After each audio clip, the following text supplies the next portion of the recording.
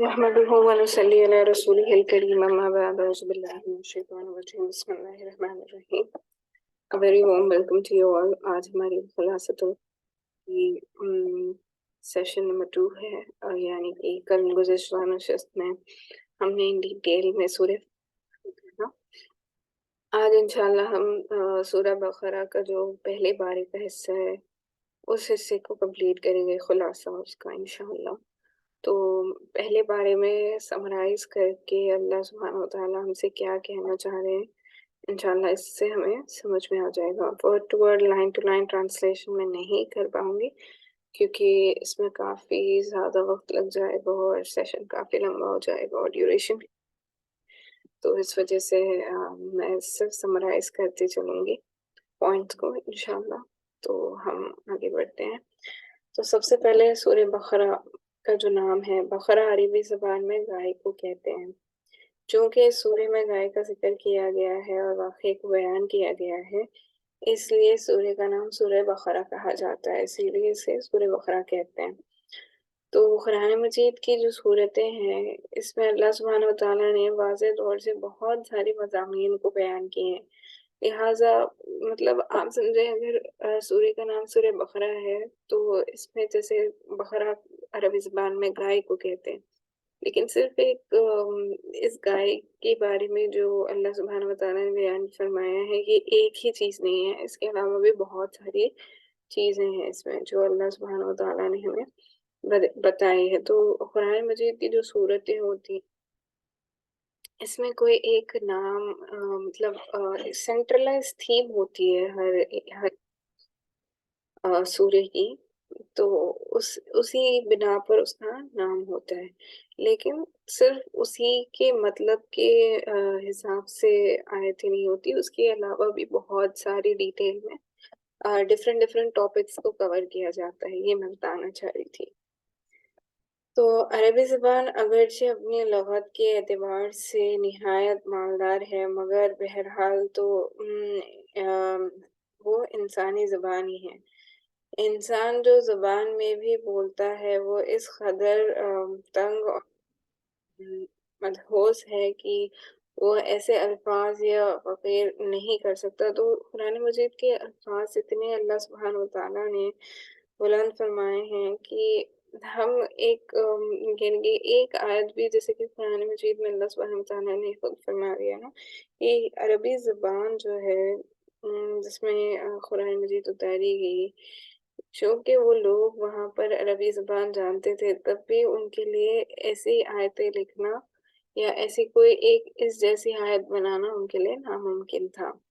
اس لیے نبی کریم صلی اللہ علیہ وسلم اللہ تعالیٰ کی رہنمائی سے قرآن کی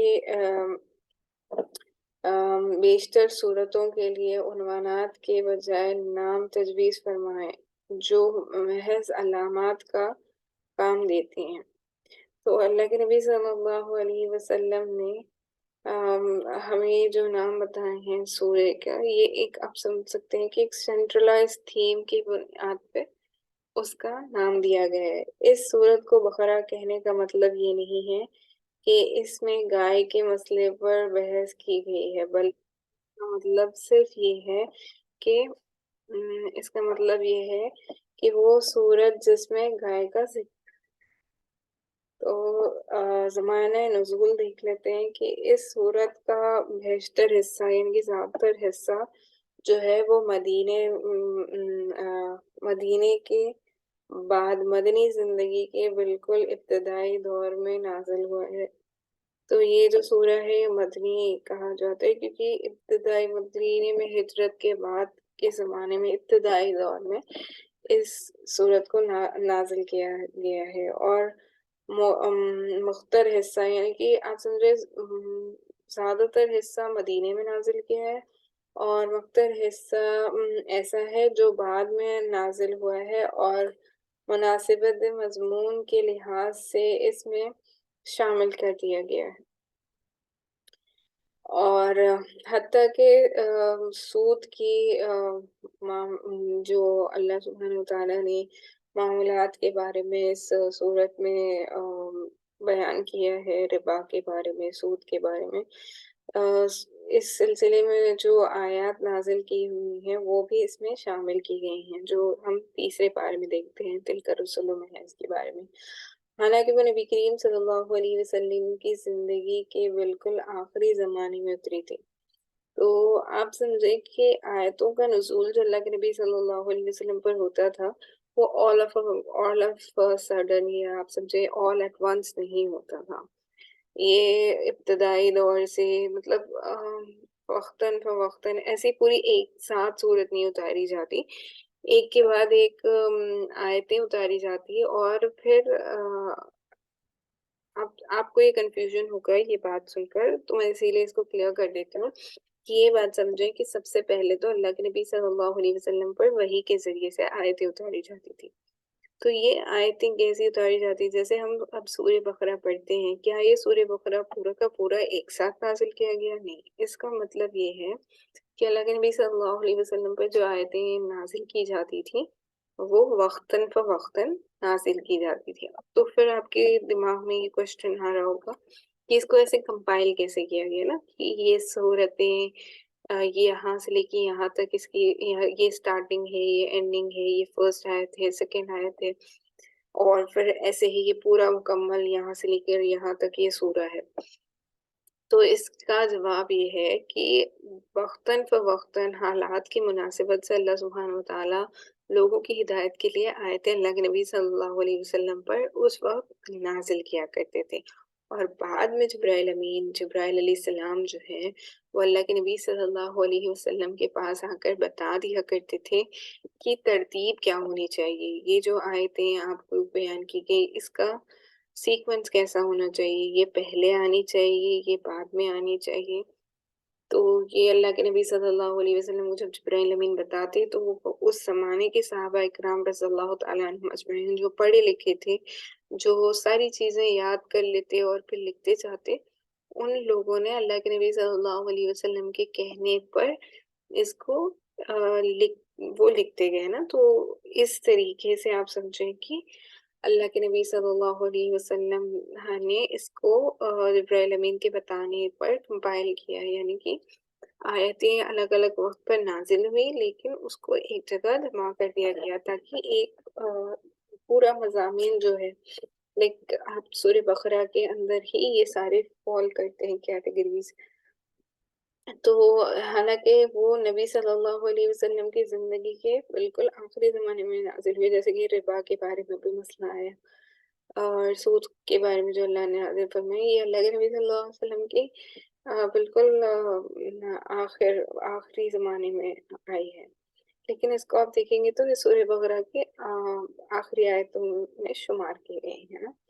تو سورہ کا خاتمہ جن آیت پر ہوا ہے وہ ہجرت سے پہلے مکے میں نازل ہو چکی تھی، تو جو آمن الرسول ہے وہاں سے جو آیتیں ہیں، وہ جو آیتیں ہیں جن آیتوں پر سورہ کا خاتمہ ہوتا ہے، یہ والی آیتیں جو ہیں یہ مکے میں نازل ہو چکی تھی، مگر مضمون کی مناسبت سے ان کو بھی اس صورت میں جمع کر دیا گیا ہے۔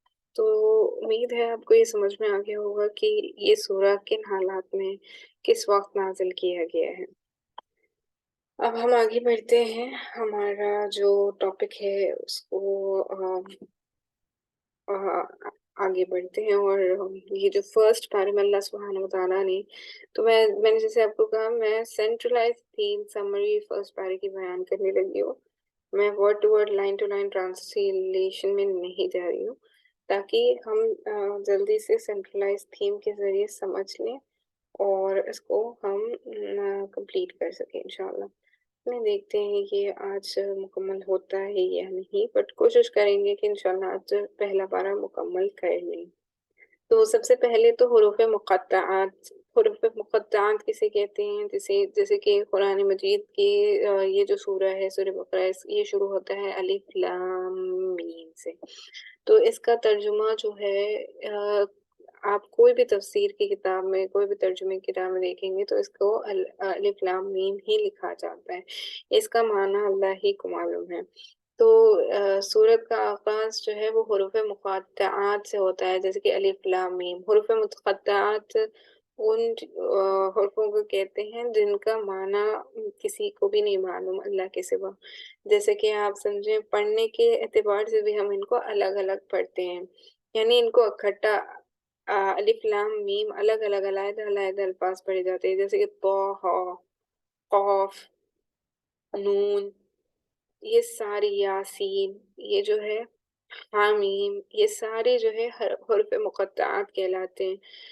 تو ان کو ملا کر نہیں پڑھا جاتا بلکہ ان کو علیحدہ علیحدہ پڑھا جاتا ہے. تو اس لیے ان حرفوں کو حرف مقطعات کہتے ہیں. سورہ بقرہ کا آغاز الف لام میم سے کیا جا رہا ہے. اس کا معنی اللہ کی ذات کے علاوہ کوئی نہیں جانتا. اس کی بنیادی حکمت تو قرآن کریم کی فصاحت و بلاغت کو بیان کرنا ہے کہ 3 حرفوں پر مشتمل ایک لفظ جو کہ ایک آیت بھی ہے. سارے عرب باوجود فصاحت و بلاغت کے اس ایک آیت کا مبالغہ بھی نہیں کر سکے. تو جیسے کہ میں نے آپ کو بتایا کہ قرآن مجید جب نازل کی گئی تھی عربی زبان میں، مکے کے لوگوں کی زبان عربی تھی، لیکن ان کے پاس عربی زبان کا اتنا اچھا علم ہونے کے باوجود بھی اتنی چھوٹی سی ایک آیت ہو گئی نا، الف لام میم، نہ تو اس کا کوئی معنی ٹرانسلیٹ کر کر بتا سکتا ہے کہ اس کا معنی کیا ہے عربی زبان میں، اور نہ ان حروف مقطعات جو اللہ نے نازل کی اس جیسی ہی کوئی آیت کوئی بنا سکا، ایون دو ان کے پاس اتنا علم تھا عربی زبان کا، لیکن وہ اس جیسا ایک بھی دوسری آیت نہیں بنا سکے. اور چونکہ اس کا معنی دنیا میں جانتا ہی کوئی نہیں، تو اس کے ذریعے یہ بھی سمجھنا مقصود ہے کہ قرآن کریم کے اسرار اور مناسی شخص پر کھل سکتے ہیں جو اپنی عاجزی اللہ تعالیٰ کی طاقت و قدرت اور اللہ کے علم کا اعتراف کرتا ہے. تو آپ سمجھے ان حروف مقطعات کا معنی اللہ نے ہیڈن رکھا ہے، لیکن اللہ کے جو نیک بندے ہوتے ہیں جو بہت زیادہ معرفت جن کو مل جاتی ہے، اللہ ایسے ہی لوگوں کے اوپر اس کے اثرات ظاہر کرتا ہے. یعنی کہ آپ سمجھنے کے اعتبار سے یہ سمجھ سکتے ہیں کہ قرآن مجید کی جو آیتیں ہیں، اللہ سبحانہ و تعالیٰ نے ان ساری آیتوں کو براہ راست ہمارے لیے ہدایت کا ذریعہ بنایا. لیکن جو شخص جو ہے یہ عاجز رہتا ہے نا، اللہ سبحانہ و تعالیٰ نے قرآن مجید میں جگہ جگہ پر فرمایا ہے کہ اللہ کو عاجزی پسند ہے. یعنی کہ اللہ کے سامنے ہم ایسے بن کے دعا مانگے اور اللہ کو یہ بتائیں کہ ہم کچھ بھی کرنے کے قابل نہیں ہے، جو کچھ کرنے والا ہے اللہ ہی ہے، اللہ ہی سے سب کچھ ہوتا ہے. تو گویا اللہ کو یہ صفت پسند ہے کہ بندہ عاجز ہو کر اللہ سے دعا مانگے نا، اللہ عاجز ہو جائے بندہ. تو اللہ تعالیٰ کی طاقت اور قدرت جو ہے اور اللہ تعالیٰ کا علم کا اعتراف جو کرتے ہیں، اللہ سبحانہ و تعالیٰ پھر ان کو معرفت عطا کرتے ہیں. اللہ تعالیٰ ہم سب کو قدرت الہی کا صحیح معنوں میں ادراک کرنے کی توفیق عطا فرمائے، آمین یا رب العالمین. اللہ سبحانہ و تعالیٰ سے یہی دعا ہے کہ یہ خلاصۃ القرآن کے ذریعے سماعت قرآن یا رمضان مبارک میں جو بھی ہماری کوششیں ہیں وہ بس اسی ضمن میں ہے کہ ہم اللہ سبحانہ و تعالیٰ کے بتائے ہوئے راستے پر چلنے والے بن جائیں تاکہ ہم فلاح پانے والے ہو جائیں نا. تو اللہ سبحانہ و تعالیٰ سے یہ دعا ہے. تو اہل ایمان کے اوصاف، تو اس سورے میں جو ہے سب سے پہلے جو آپ سمجھیں امپورٹنٹ چیز جس کے اوپر فوکس کیا گیا ہے وہ ہے اہل ایمان. جو ایمان لانے والے بندے ہیں ان کے کیا کوالٹیز یا کیا ٹریٹس ہیں جن کو ڈسکس کیا گیا ہے. تو ایک آیت ہے سورہ بقرہ کی جس میں یہ فرمایا گیا ہے کہ الذین یؤمنون بالغیب ویقیمون الصلاۃ ومما رزقناہم ینفقون. ایمان والوں کی چند ایک صفات کا ذکر فرمایا ہے اللہ سبحانہ وتعالیٰ نے.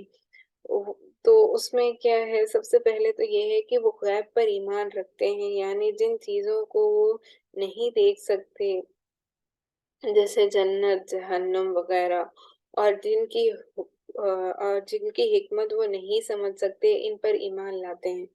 तो ना तो हमने जन्नत देखी है, ना तो हमने जहन्नुम देखी है, ना हमने आप समझे कोई भी हमें गैब का इल्म नहीं है ना, लेकिन हम बावजूद इसके कि हमने कोई चीज़ नहीं देखी, लेकिन हम गैब पर ईमान लाए हुए हैं ना। हमने अल्लाह सुब्हानहू व तआला की ज़ात बाबरकत को देखा ना, हमने अल्लाह के नबी सल्लल्लाहु अलैहि वसल्लम को देखा। तो हम हमारा ईमान की बुनियाद ही वो है, ये बताई जा रही है सूर्य के ज़रिए भी कि जो है ईमान की बुनियाद जो है, ईमान वाला बिना देखे गैब पर ईमान रखने वाला होता है। और और जो चीज़ें होती हैं जिसकी मुझे हिकमत भी नहीं समझ में आती, अक्सर बार हम देखते हैं ना, हम सोचते हैं, हम बोलते हैं कि पता नहीं ऐसा क्यों हो रहा है, लेकिन जो भी हो इसमें अल्लाह की हिकमत शामिल है। हाल है कि मुझे इसका मतलब ये समझ में नहीं आ रहा है कि ये मुझे करना क्यों चाहिए, क्यों नहीं करना चाहिए। अल्लाह ही इसकी हिकमत को जानता है। तो हमारा ये ईमान है कि हमें उसका कोई इल्म नहीं है, लेकिन फिर भी हम अगर उस पर ईमान रखते हैं तो बिना किसी चीज़ की हिकमत को जाने हम ईमान रखने वाले बने।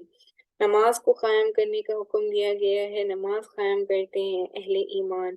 तो अहले ईमान के औसाफ जो बयान किए गए हैं उसमें ये अहम चीज़ है कि वो नमाज को कायम करते हैं, तो अपनी नमाजों की पाबंदी करते हैं, नमाज को वक्त पर और अच्छे तरीके से अदा करते हैं, ज़कात और सदक़ात अदा करते हैं।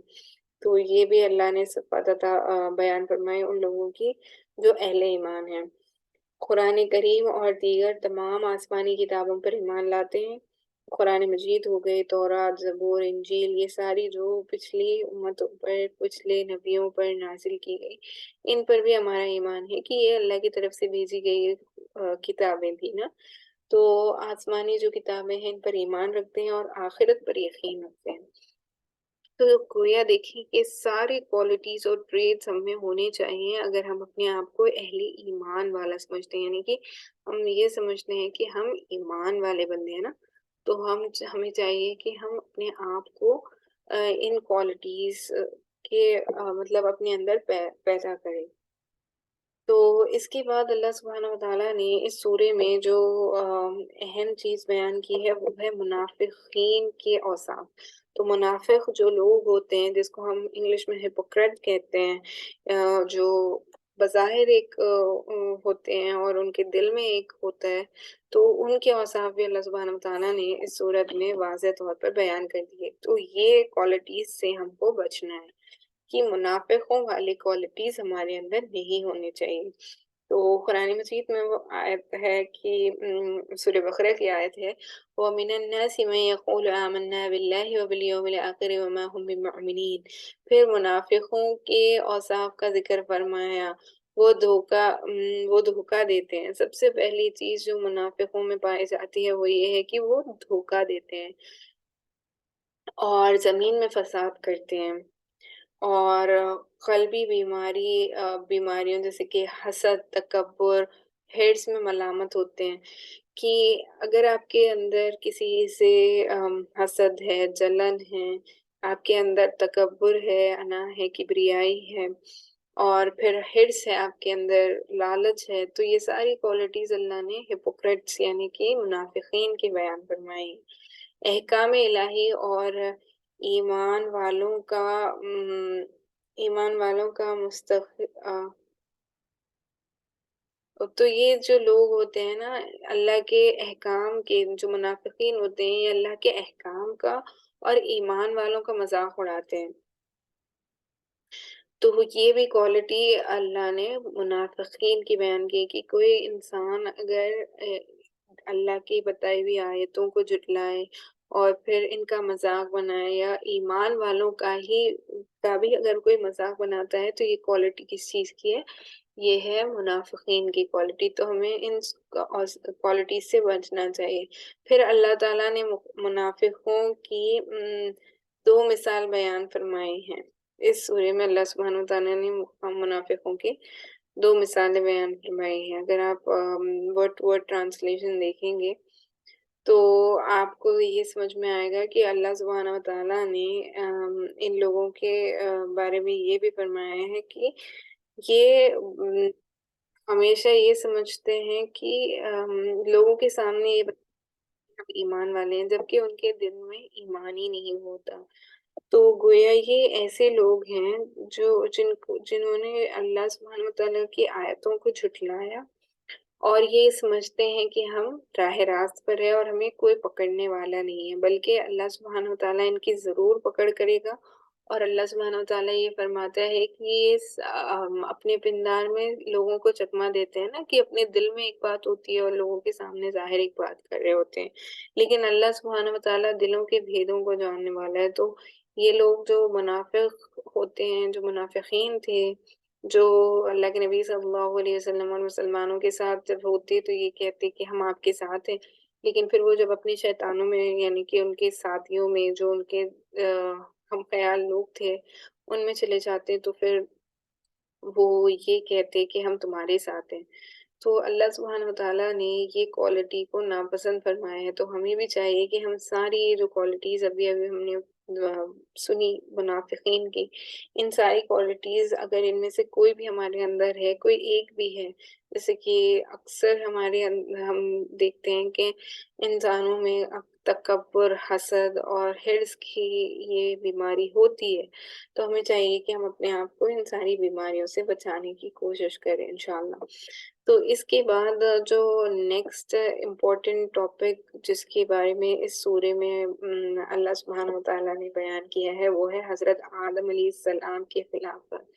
تو اذ قال ربک للملائکۃ انی جاعل فی الارض خلیفہ، تو اللہ سبحانہ و تعالیٰ نے دنیا میں ایک خلیفہ بنا کر بھیجنے کا ارادہ فرمایا نا. تو فرشتوں کے سامنے جب اللہ سبحانہ و تعالیٰ نے اس کا ذکر کیا تو فرشتوں نے فرمایا کہ اے اللہ سبحانہ و تعالیٰ، ہم تو آپ کی ہمیشہ تسبیح اور پاکی بیان کرتے ہیں، آپ دنیا میں ایسے شخص کو کیوں بھیجنا چاہتے ہیں جس کو خلیفہ بنانا چاہتے ہیں جو دنیا میں جا کر فساد کرے. تو اللہ سبحانہ و تعالیٰ نے کیا فرمایا، قالوا سبحانک لا علم لنا الا ما علمتنا انک انت العلیم الحکیم، یعنی کہ میں وہ جانتا ہوں جو تم نہیں جانتے اور میں تمام چیزوں کا جاننے والا ہوں.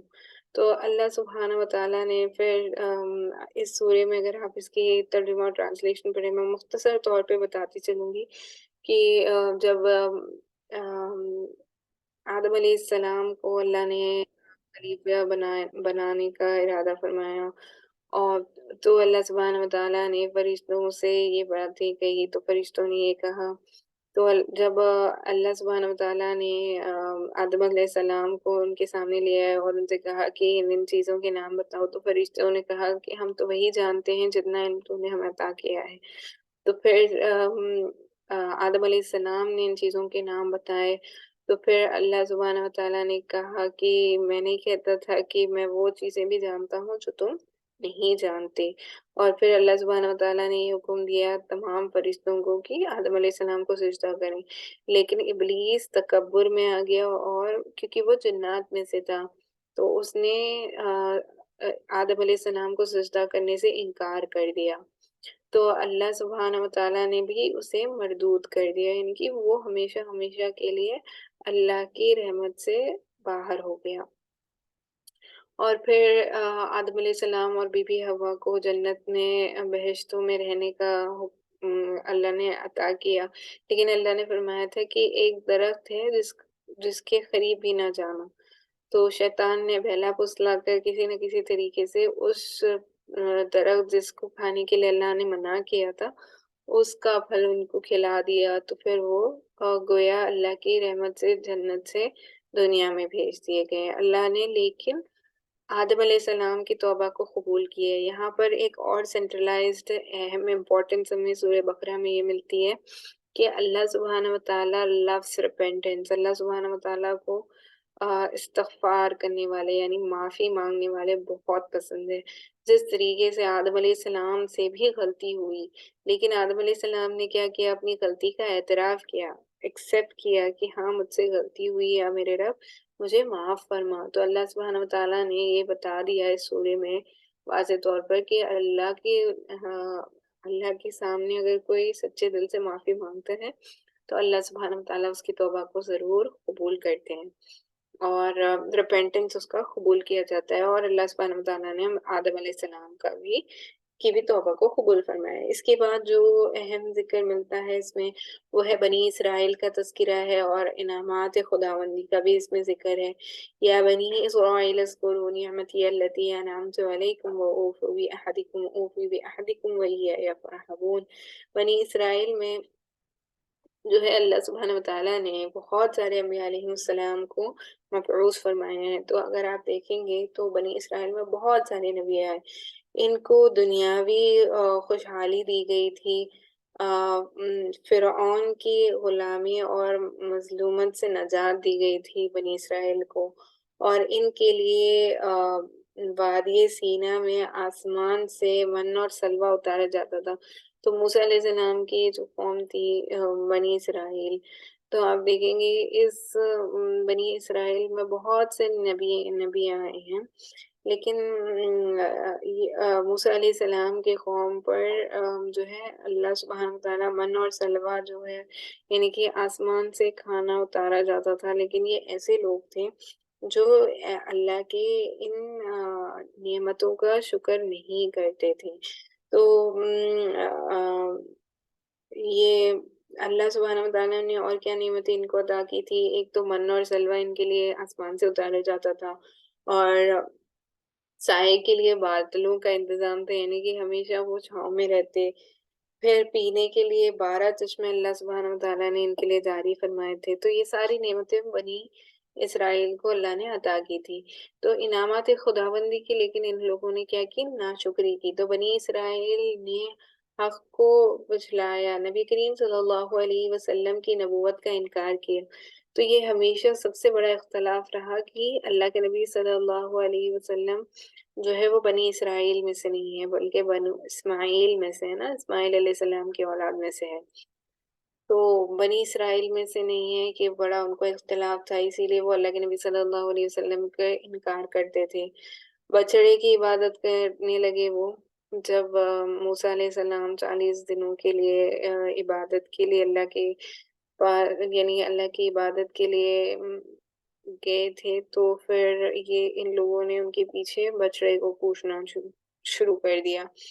اسی کو سینٹرلائز تھیم میں جو بقرہ، جو گائے کا ذکر، جو بچڑے کا ذکر ہے، اسی وجہ سے اس سورے کا نام سورہ بقرہ ہے۔ تو انہوں نے بچڑے کی عبادت میں یہ مبتلا ہو گئے تھے۔ بنی اسرائیل کے لوگوں کی ناشکریوں کے بارے میں اس سورے میں واضح طور پہ بتایا گیا ہے۔ اور انبیاء علیہ السلام کو یہ کیا کرتے تھے، ناحق قتل کر دیتے تھے، عہد شکنی کرتے تھے، یعنی کہ اگر کسی کو کسی چیز کے بارے میں کرنے کے بارے میں وہ اگر کہتے تو وہ اس کو پورا نہیں کرتے۔ کلام اللہ میں لطفی و معنوی تحریف کی، یعنی کہ اللہ نے ان کو کہا تھا کہ اللہ تمہارے ہر گناہ کو معاف کر دے گا ایک دروازے سے جب تم جاؤ۔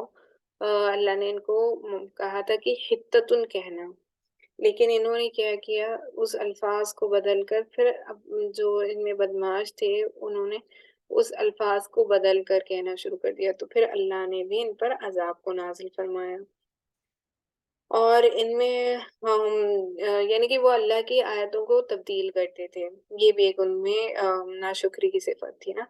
اور بغض اور حسد کی بیماری میں یہ مبتلا ہو گئے، اور دنیاوی مال و اسباب سے بے حد ان کو محبت ہو گئی۔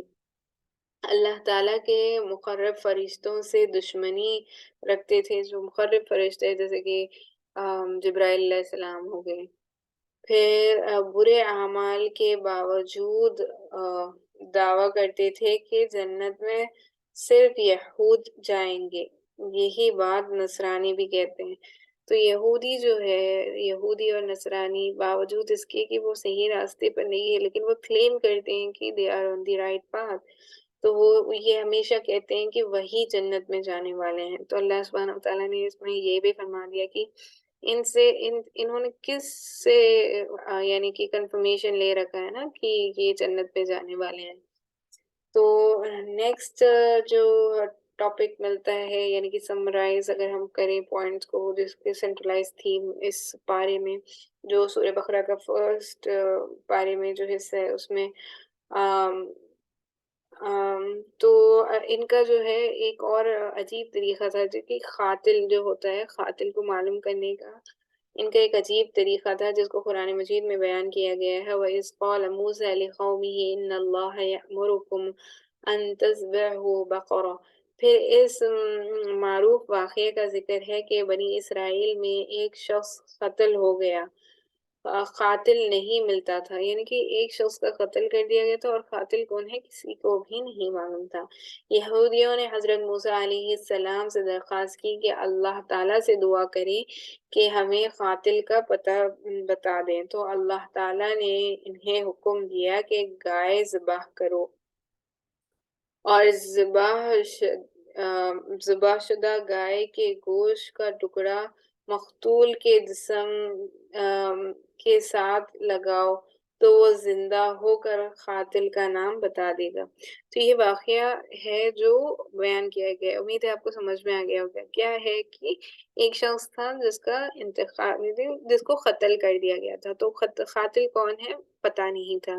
تو موسیٰ علیہ السلام کے قوم کے جو لوگ تھے، انہوں نے موسیٰ علیہ السلام سے درخواست کی کہ آپ اللہ سے یہ پوچھیں کہ اس کا قتل کس نے کیا ہے۔ تو اللہ سبحانہ وتعالیٰ نے کیا کہا کہ ایک گائے کو ذبح کرو اور اس کا گوشت جو ہے، وہ جو مر گیا ہے، جس کا قتل ہوا ہے مقتول، اس کے جسم پر کے ساتھ وہ ذبح کی ہوئی گائے کا گوشت لگاؤ تو وہ زندہ ہو جائے گا اور وہ اٹھ کر بول دے گا کہ کس نے اسے قتل کیا ہے۔ تو یہ واقعہ بھی سورہ بقرہ میں یہ ملتا ہے۔ اس کے علاوہ گائے ذبح کرنے کے بارے میں جو اللہ نے حکم دیا، تو پھر انہوں نے بڑی اللہ سے مطلب موسیٰ علیہ السلام سے کہا کہ وہ کس طریقے کی ہو، کس رنگ کی ہو، بڑی تفصیلات انہوں نے معلوم کی تھی۔ تو گائے ذبح کرنے کی جو اللہ نے حکم دیا تھا، اس کی حکمت کیا ہے؟ اس سے قاتل کی نشاندہی ہوئی۔ تو سب سے پہلے یہ جو گائے ذبح کرنے کی حکمتیں کیا تھی، ہم اس کو بیان کرنے لگے ہیں کہ اس سے قاتل کی نشاندہی ہوئی، یعنی کہ کون قاتل تھا یہ پتہ چل گیا۔ یہود کا ایک گروہ باس الموت کا منکر تھا، یعنی کہ مر کر پھر جو اٹھنا ہے نا، باسی بعد الموت، ہم جو یقین رکھتے ہیں کہ مرنا ہے، مر کر پھر اٹھنا ہے اور اپنے اعمال کا حساب دینا ہے۔ تو اللہ نے اس واقعے کے ذریعے سے اس چیز کو بھی واضح کر دیا کہ کس طریقے سے انسان دوبارہ پھر اٹھایا جائے گا اور پھر اس کو جواب دینا ہوگا۔ تو یہ یہود میں سے ایک گروہ تھا جو اس چیز کا منکر تھا، باسی بعد الموت کا منکر تھا۔ اس سے ان پر ساری چیزیں واضح ہو گئی نا۔ پھر بچڑے کے ساتھ جو عقیدت و محبت تھی، اس کا رد ہوا۔ تو اللہ سبحانہ وتعالیٰ نے کیا کیا کہ اللہ نے وہ بچڑا جو ان کے دلوں میں بس کیا تھا نا، محبوب ہو گیا تھا، اللہ نے کیا کہا اس کو ذبح کر دو۔ اللہ نے کہا اس کو قتل کر دو، کیونکہ یہ اس کو معبود بناتے ہیں جو اللہ کے ساتھ شریک کرتے ہیں، جس کی کوئی حقیقت ہی نہیں ہے۔ تو جس کو تم پوجنے لگے ہو یا جس کی محبت تمہارے دلوں میں بس گئی ہے، یہ کوئی قابل قبول ہی نہیں ہے نا۔ تو جن کی عقیدت ان کے دلوں میں آ گئی تھی، اللہ نے اس کو رد کر دیا۔ پھر اس کے علاوہ جو ایک اور امپورٹنٹ ٹاپک جس کے بارے میں فرسٹ پارے کے سورہ بقرہ میں ملتا ہے، وہ ہے ہاروت اور ماروت کا قصہ۔ تو وما انزل على الملائکة ببابیل ہاروت وماروت وما يعلمان من احد حتى یقولا انما نحن فتنة فلا تکفرون۔ تو ہاروت اور ماروت جو ہے، یہ اس کا قصہ بیان کیا گیا ہے۔ یہ کون تھے؟ ہاروت اور ماروت دو فرشتے تھے۔ اللہ تعالیٰ نے انہیں سحر اور جادو کی تعلیم دے کر بابل ایک شہر کا نام ہے، جو آج کے زمانے میں آپ سمجھے بیبیلون جو کہا جاتا ہے نا، وہ ہو گیا۔ آپ اگر ہسٹری آپ نے پڑھی ہوگی تو آپ کو یہ الفاظ معلوم ہوں گے کہ بیبیلون ایک جگہ کا نام ہے۔ تو اس جگہ پر اللہ نے ان دو فرشتوں کو سحر اور جادو ہوتا ہے اس کو سکھا کر بھیجا تھا۔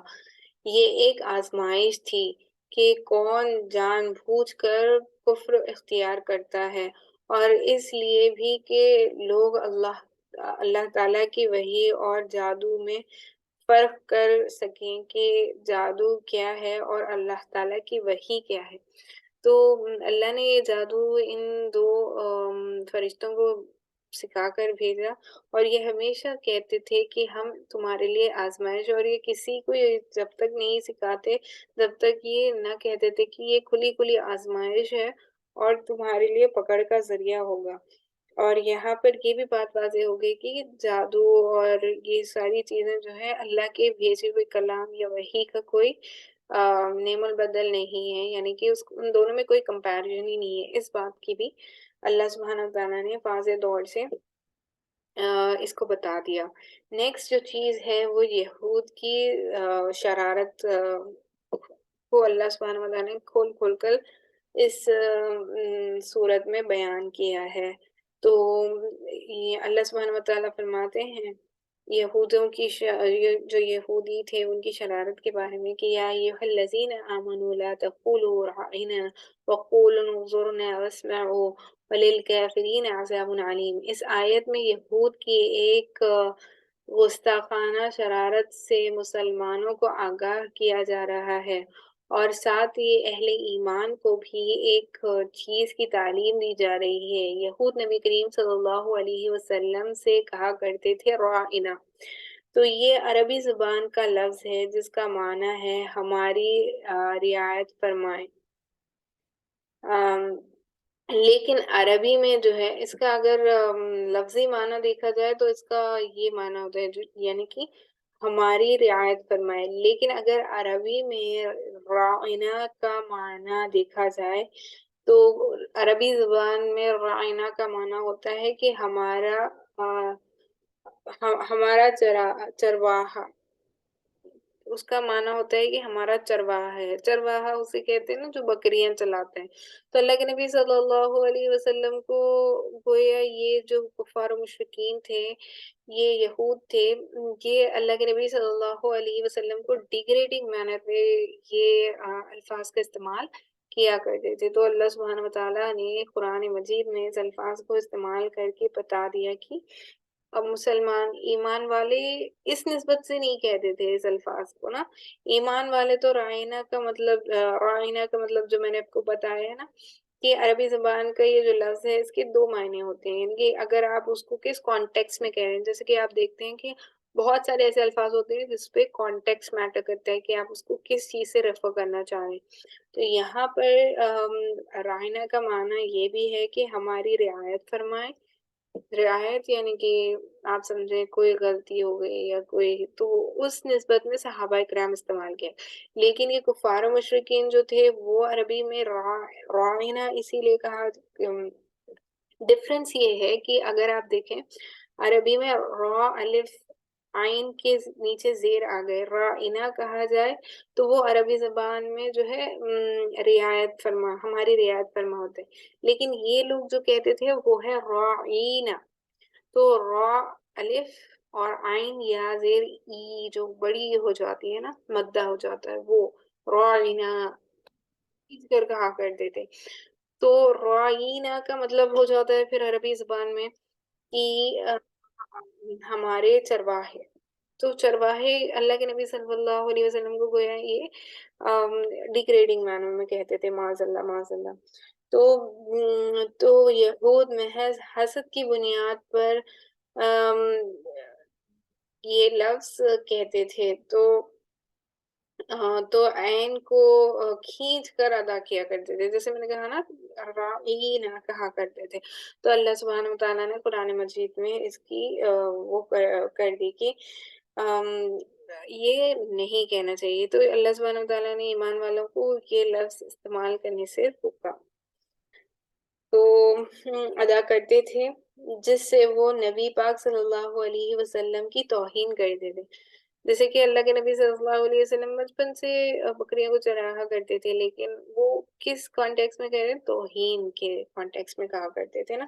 تو صحابہ کرام رضی اللہ عنہم اجمعین یہ لفظ راعنا استعمال کر دیتے معنی معلوم نہ ہونے کی وجہ سے، تو یہودی اس سے بہت خوش ہوتے، تو اللہ کے نبی صلی اللہ علیہ وسلم کے لیے یہودیوں نے جو لفظ استعمال کیا تھا، اس کا معنی ان کو تو پتا نہیں تھا، جو صحابہ کرام تھے، تو وہ اللہ کے نبی صلی اللہ علیہ وسلم کے لیے جب یہ استعمال کرتے تو وہ بڑے خوش ہوتے. تو اللہ نے اس وجہ سے ایمان والوں کو اس سے رکنے کے لیے فرما. یہاں اہل ایمان کو تعلیم دی گئی کہ رائنا کے بجائے انظرنا یعنی ہم پر شفقت کی نظر فرمائے کہا کرو.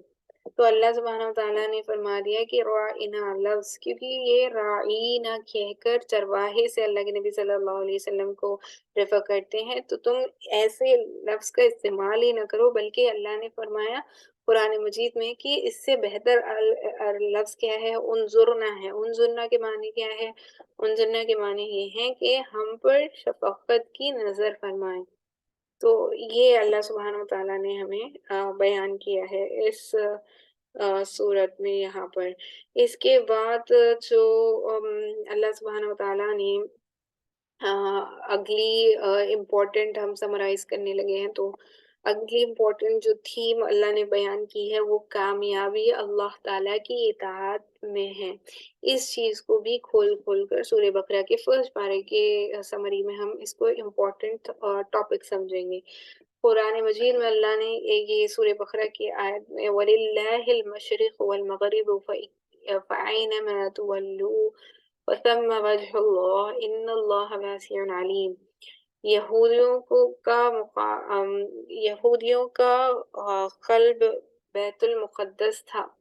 تو یہاں پر اہم چیز یہ ہے کہ اللہ سبحانہ و تعالیٰ نے آپ سمجھے، آپ کو پتا ہوگا کہ جو مسجد قبلتین ہے، سب سے پہلا ہمارا قبلہ تھا بیت المقدس کی طرف، جو فلسطین میں بیت المقدس ہے اس کی طرف ہم قبلہ، یعنی کہ اللہ کے نبی صلی اللہ علیہ وسلم کے زمانے میں بھی اسی کی طرف سجدہ کیا جاتا تھا.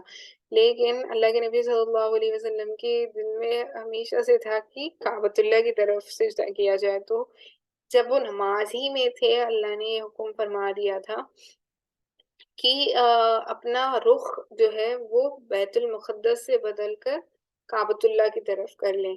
تو سارے ہی لوگوں نے نماز ہی میں اس کو بدلا تھا. اور جس مسجد میں یہ پیش آیا تھا، سعودی عرب میں وہ مسجد بھی ہے اور اسے مسجد قبلتین کہتے ہیں. تو وہاں پر 2 قبلے ہیں نا، تو اس وجہ سے اس کو مسجد قبلتین کہا جاتا ہے. تو یہاں پہ ہوا یہ تھا کہ یہودیوں کے دل میں، یہود جو تھے، یہود یعنی اسرائیل کے لوگ، یہودی جو آپ سمجھیں عرب میں بھی یہودی تھے نا، تو ان کے دلوں میں بیت المقدس کی محبت تھی نا. تو بیت المقدس جو تھا، یہ مشرکین کا بیت اللہ کے مقابلے میں بہت ان کے وہ مانتے تھے نا، کعبۃ اللہ کی بجائے بیت المقدس کو زیادہ امپورٹنس دیا کرتے تھے. اور مسلمان جو ہے وہ بیت اللہ کی طرف رخ کر کے نمازیں پڑھتے تھے. تو یہود کو اس سے تکلیف ہوتی تھی. پھر کچھ عرصے کے لیے مسلمانوں کو بیت المقدس کی طرف نماز پڑھنے کا حکم دیا گیا. تو یہود خوش ہوئے اور کہا کہ مسلمان ہمارا قبلہ ماننے پر مجبور ہو گئے ہیں.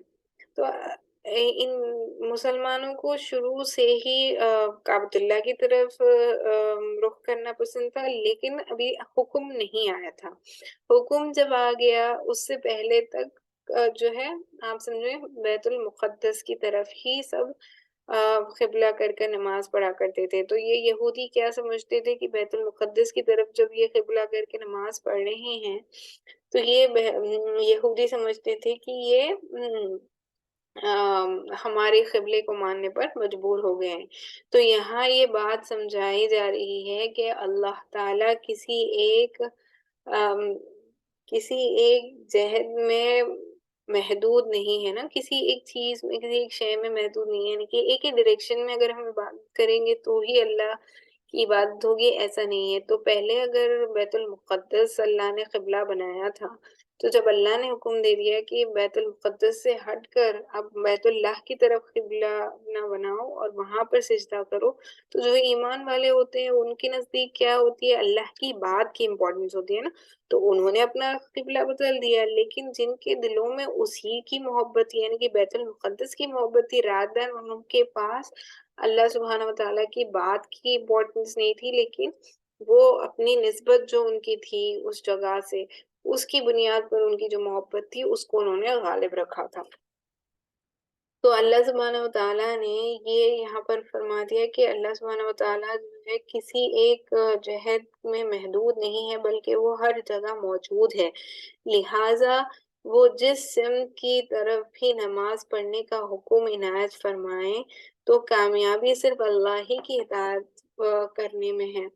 تو انسان کو چاہیے کہ اللہ جن بھی چیزوں کا جیسا کرنے کا حکم عطا کرے اسی طریقے سے اس کو پورا کرنا ہے۔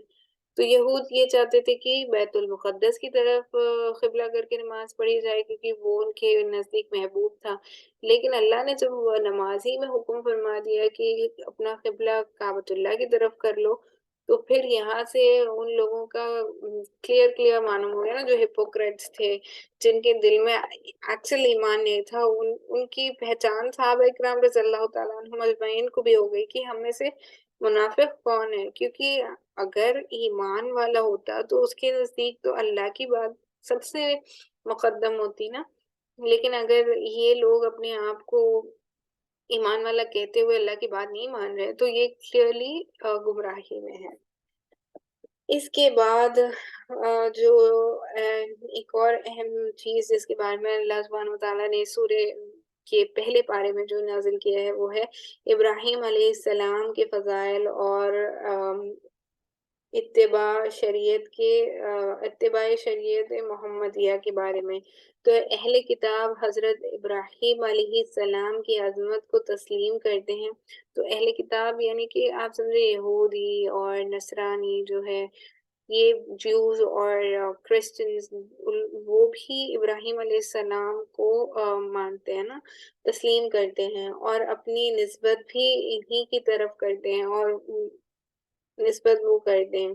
تو اللہ تعالیٰ نے اپنے پیغمبر حضرت ابراہیم علیہ السلام کی فضیلت و منافقت بیان کر کے متوجہ کیا ہے کہ اگر وہ اپنی دعوے میں سچے ہیں تو حضرت حضور پاک صلی اللہ علیہ وسلم کی اتباع و پیروی کریں، کیونکہ نبی کریم صلی اللہ علیہ وسلم حضرت ابراہیم علیہ السلام کی دعا ہی کا نتیجہ ہے اور ملت ابراہیمی پر قائم و دائم بھی ہیں۔ تو اللہ سبحانہ و تعالیٰ ان کفار و مشرکین سے مخاطب ہو کر فرمایا ہے کہ تم اگر اپنی نسبت ابراہیم علیہ السلام سے کرتے ہو کہ ابراہیم علیہ السلام ہمارے باپ دادا میں سے، ابراہیم علیہ السلام کی ہی دعا کا نتیجہ جو ہے اللہ کے نبی صلی اللہ علیہ وسلم کو فرمایا گیا ہے نا، تو اس وجہ سے اللہ سبحانہ وتعالیٰ فرما رہے ہیں کہ تم اللہ کے نبی صلی اللہ علیہ وسلم کی پیروی کرو۔ اس کے بعد ابراہیم علیہ السلام کا امتحانات میں ثابت قدم رہنے کا بھی ذکر اس سورے میں ملتا ہے۔ وَإِذِ ابْتَلَىٰ إِبْرَاهِيمَ رَبُّهُ بِكَلِمَاتٍ فَأَتَمَّهُنَّ قَالَ إِنِّي جَاعِلُكَ لِلنَّاسِ إِمَامًا، یعنی کہ حضرت ابراہیم علیہ السلام کو مختلف امتحانات میں ڈالا گیا، لیکن وہ ہر امتحان میں اللہ تعالیٰ کی فضل و کرم سے 100% کامیاب ہوئے۔ جیسے کہ ہم ابراہیم علیہ السلام کے جو واقعات ہیں اس کو سکپ کر دیتے ہیں، لیکن میں مختصراً طور پر اس کو بتاتی چلوں کہ وہ کیا کیا تھے۔ ایک تو ابراہیم علیہ السلام کو آگ میں ڈالا گیا تو آگ کو اللہ نے گلشن بنا دیا۔ دوسرا ان سے امتحان، جو اہم امتحان لیا گیا کہ ان کی ہی اولاد اسماعیل علیہ السلام کو ذبح کرنے کا حکم دیا گیا نا، تو یہ بھی ایک بہت بڑا آپ سمجھے ان کے لیے امتحان تھا۔ اسی طریقے سے ان کے ہی شہر کے لوگوں نے انہیں نکال دیا تھا، تو اپنی اہلیہ کو لے کر وہ دوسرے شہر میں چلے گئے تھے، یہ بھی ایک امتحان تھا، اور وہاں کا بادشاہ جو تھا وہ بڑا ظالم تھا۔ یہ سارے ہی امتحان ابراہیم علیہ السلام نے دیے ہیں۔ تو ہر ایک امتحان میں انہوں نے ہمیشہ اللہ سبحانہ وتعالیٰ کو की बात को मुक़द्दम रखा, इसका यहाँ पर ज़िक्र मिलता है। और मिल्लत इब्राहीमी की इत्तिबा यानी कि कुरान मजीद की सूरह बकरा में एक आयत है कि कुल बल मिल्लत इब्राहीम हनीफ़ा वमा कान मिनल मुशरिकीन। इस पारी के आखिरी में हज़रत इब्राहीम अलैहिस्सलाम की मिल्लत का ज़िक्र फरमाया है जिस मिल्लत की तकमील के लिए नबी करीम सल्लल्लाहु अलैहि वसल्लम मबऊस हुए हैं। नबी करीम सल्लल्लाहु अलैहि वसल्लम को हुक्म दिया गया कि मिल्लत इब्राहीमी यानी दीन इस्लामी की तरफ दावत दें जो तमाम अंबिया अलैहिस्सलाम का दीन है। तो अल्लाह के नबी सल्लल्लाहु अलैहि वसल्लम जो गोया वहदानियत की बातें करते, जो अल्लाह के नबी सल्लल्लाहु अलैहि वसल्लम एक अल्लाह की तरफ बुलाया करते थे, गोया दीन इब्राहीमी इसी की बुनियाद है ना। तो अल्लाह के नबी सल्लल्लाहु अलैहि वसल्लम के बारे में अल्लाह के नबी सल्लल्लाहु अलैहि वसल्लम को इब्राहीम अलैहिस्सलाम ही की दुआ माना गया है। इसके बाद जो आखिरी सेंट्रलाइज्ड थीम है जो इस पारे के आखिर में फर्स्ट पारे के आखिर में मिलती है वो सहाबा इकराम सहाबा इकराम का मेयार हक कि सहाबा इकराम का किस तरीके से उनका मेयार था। तो इसमें एक आयत है जिसका माना ये है फ़इन आमिनू बिमिस्लि मा अंतुम बिही फ़क़द इह्तदौ। अगर यहूद इस तरह ईमान लाएं जिस तरह हुज़ूर अकरम सल्लल्लाहु अलैहि वसल्लम की तैयार करदा जमात सहाबा इकराम व अहले बैत रज़ी अल्लाह अन्हुम अजमईन ईमान लाए हैं तो ये हिदायत पा जाएंगे। अल्लाह ताला हमें दीन इस्लाम को इख्तियार करने और इसके मुताबिक ज़िंदगी गुजारने की तौफीक अता फरमाए। आखिर दावाना अल्हम्दुलिल्लाहि रब्बिल आलमीन। यहाँ पर हमारा पहला पारा मुकम्मल हो गया। उम्मीद है कि इसकी समरी आपको अच्छे से समझ में आ गई होगी कि किन किन सेंट्रलाइज थीम्स पर अल्लाह सुब्हान व तआला ने फर्स्ट पारे में सूरह बकरा का जो फर्स्ट पारे में जितना सूरह बकरा है ये सारे ही टॉपिक्स इसमें आ जाते हैं। अल्लाह सुब्हान व तआला ने इन सारे सेंट्रलाइज थीम्स पर इसको डिस्कस किया है। कल मैंने व्हाट्सएप पर मैसेज भी भेजा था सूरह बकरा की जिस्ट का मतलब फर्स्ट पारी का जो जिस्ट है जो मैंने आज एक्सप्लेन किया है। इसी तरीके से ये जो मैंने क्वालिटीज़ बयान की अहले ईमान की अहले ये जो मुनाफिकीन की क्वालिटीज़ हैं ये सारी ही मैंने मैसेज में भी आपको भेजा है। आप इसको गो थ्रू करें इंशाल्लाह। आज का सेशन भी आपको उम्मीद है समझ में आ गया होगा। और इसी तरीके से आपको मैसेज भी अगर आप पढ़ेंगे तो अच्छे से ये सारे पॉइंट समझ में आ जाएंगे इंशाअल्लाहुल अज़ीज़। तो हम इंशाअल्लाह कल हमारी नशस्त में पारा नंबर 2 स्टार्ट करेंगे। दूसरे पारे में सूरह बकरा का दूसरा जो पारे में सूरह बकरा है इसको हम इंशाअल्लाह कल कंप्लीट करने की कोशिश करेंगे। وآخر دعوانا أن الحمد لله رب العالمين سبحان الله وبحمده سبحانك اللهم بحمدك نشهد أن لا إله إلا أنت نستغفرك ونتوب إليك سبحان ربك رب العزة عما يصفون وسلام على المرسلين والحمد لله رب العالمين.